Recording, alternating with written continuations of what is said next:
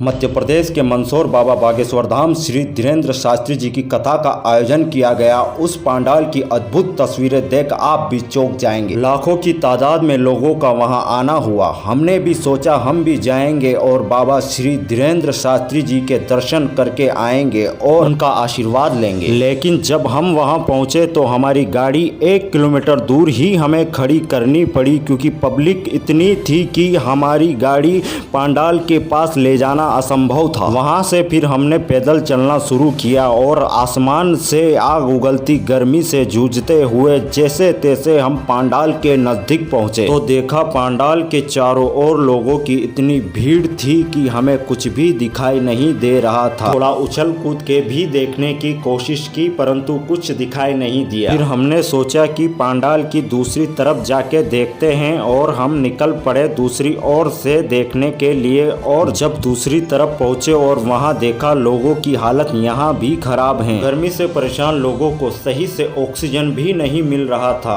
हम जैसे तैसे थोड़ा अंदर की तरफ गए और वहां देखा औरतें बच्चे इतने परेशान, बिल्कुल हवा नहीं मिल रही थी। कई माएँ अपने बच्चे को हवा कर रही थी, कोई घबराहट से बाहर निकलने की कोशिश कर रहा था। गर्मी से लोगों का बुरा हाल था और हम भी ज्यादा टाइम तक पंडाल के पास नहीं रुक पाए और हम भी वहां से निकल गए। पंडाल से बाहर गए तो जान में जान आई और हमें हवा मिली तो बाहर सी आई। और फिर बाहर हमने देखा कि कुछ लोग पेड़ की छांव के नीचे बैठकर गप्पे मार रहे थे और कुछ मैंगो जूस का आनंद उठा रहे थे। इस तड़कती गर्मी में हमें भी पानी की प्यास लगी और हम भी पानी की तरफ चल दिए और हमने भी पानी पिया और अपनी प्यास को बुझाई। पानी पीने के बाद हमें एक आइसक्रीम वाला दिखा और हम उसके पास चल दिए और हमने उससे रबड़ी वाली बहुत ही शानदार आइसक्रीम दी उस बंदे ने और हमने आइसक्रीम खाई और वहां से भी निकल गए भोजन कक्ष की ओर। हम निकल पड़े और हमने थोड़ा सा आगे जाकर देखा कि भोजन कक्ष कम से भी कम 1 किलोमीटर दूर है, हमें वहां तक जाना पड़ेगा।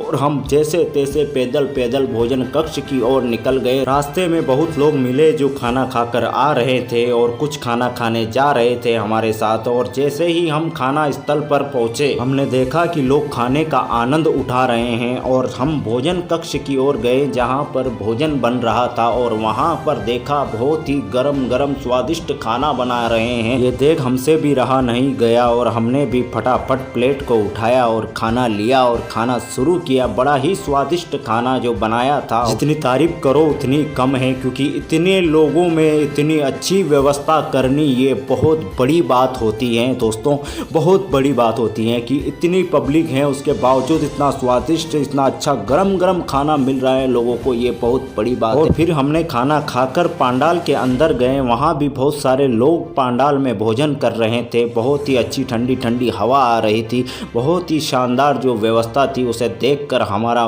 दिल गदगद हो गया।